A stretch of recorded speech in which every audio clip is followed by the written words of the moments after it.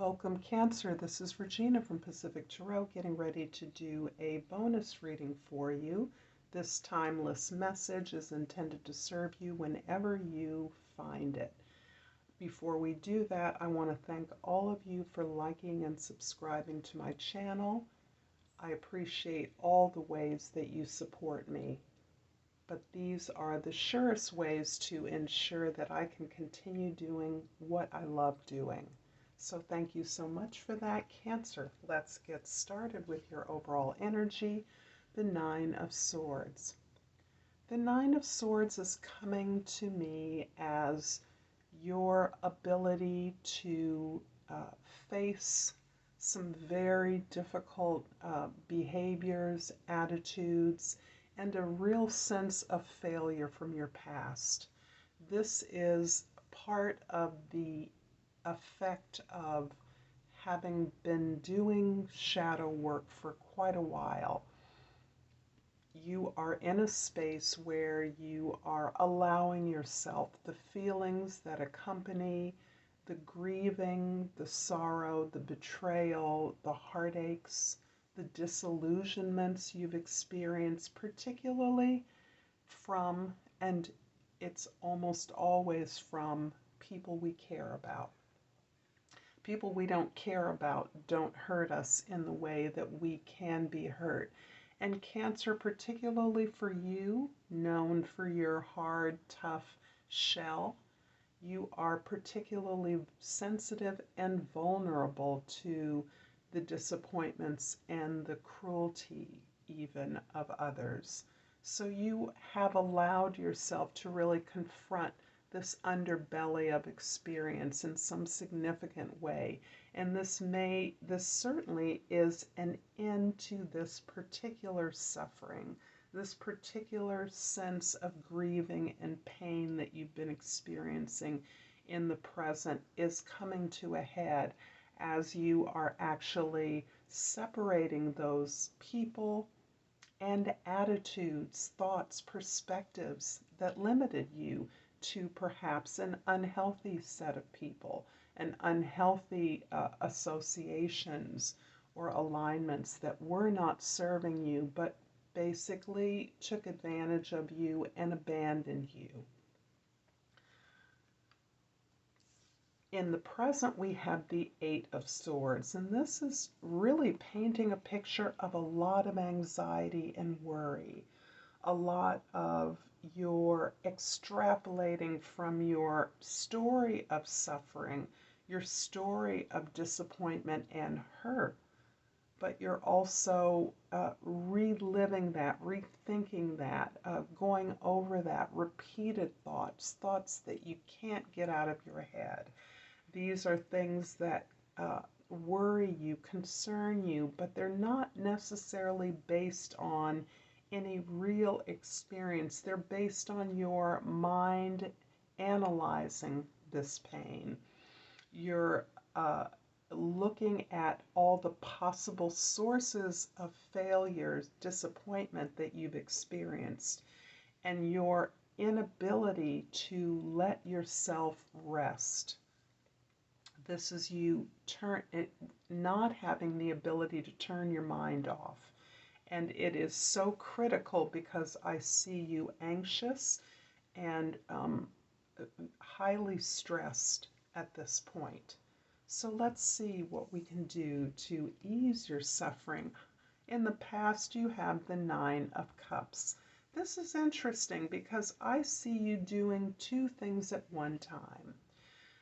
The nines are indicating your ability to understand that as you have gone through this really grueling process of facing down your difficult experiences of the past, broken relationships, you've actually been buoyed up and supported by your attention to your needs.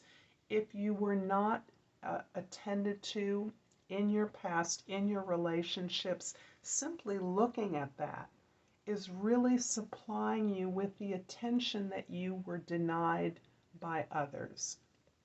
You are recognizing at this time that you can love yourself, fulfill your own needs, minister to your own care.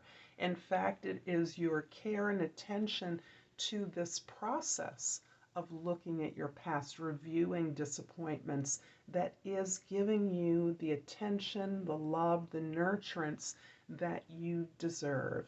And this process of facing down your demons, looking at hard things, and really attending to those, each and particularly, specifically looking at relationships, understanding those, and really, in many ways, not only giving yourself the real attention you need to heal these difficulties, but it's also giving you a sense of satisfaction and contentment at your own process. This is you forgiving yourself for caring for people who may not have cared for you in the way that you needed it. This is you forgiving yourself for allowing others to leech the attention and care that you were deserving of and hogging that for themselves. This is also you forgiving others, which in many cases has been the easiest thing to do because that's your nature. You understand beneath the difficult words or behaviors of others where the heart may truly be, and therefore the need to forgive or to be passive is something that you are now addressing. You're not being passive anymore. You're understanding that every cruelty must be countered for your own benefit by kindness, by an understanding, by forgiveness. But overall, it is self-forgiveness that is giving you the acceptance that these things had to be the way they were so that you can be the way that you are. In your present, we have the Ace of Cups. And this is beautiful because there's so much of your anxiety, worry, concern, self-doubt, self-castigation, beating yourself up about all the things that others have done to you, all the ways perhaps in which you didn't fight back. And now you are understanding by self-forgiving, you're allowing your life to flow again. You've released the bound, the tightness of the energy that has required you, or does at times still keep you up at night. And this is saying you can only counter that with love. You can only counter that with concern, attention, self-nurturance, and as you fill up your own cup, you are continuously available to forgive others who may make inadvertent missteps. You actually see very clearly where their intentions are, and you are able to forgive them for that. But right now, forgiving yourself is the key. I'm going to clarify the Eight of Swords with the Ten of Cups and the Death card. I'm feeling as though the things you truly want in your life you have.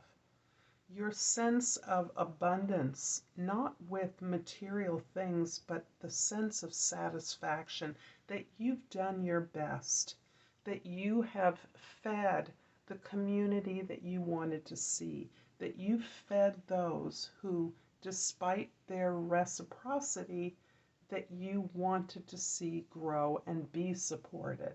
And that ability to understand that it's only through your ability to give that you can receive. You have been able to let go of difficult situations, and that you are letting go of the worry, the anxiety, the perception of how you're being perceived. And that feels key right now to the sense of freedom, the sense of care, the sense of healing that you are generating for yourself. That is letting go of the way in which others perceive you, letting go of caring about how others perceive you, and putting your intention into the way that you feel inside, because that's what creates the perception that others are recognizing, others are drawn to, others want to support and be supported by. Recognizing this tremendous gift you have for support. Cancer, I'm going to finish off this reading with a crystal oracle and language of flowers.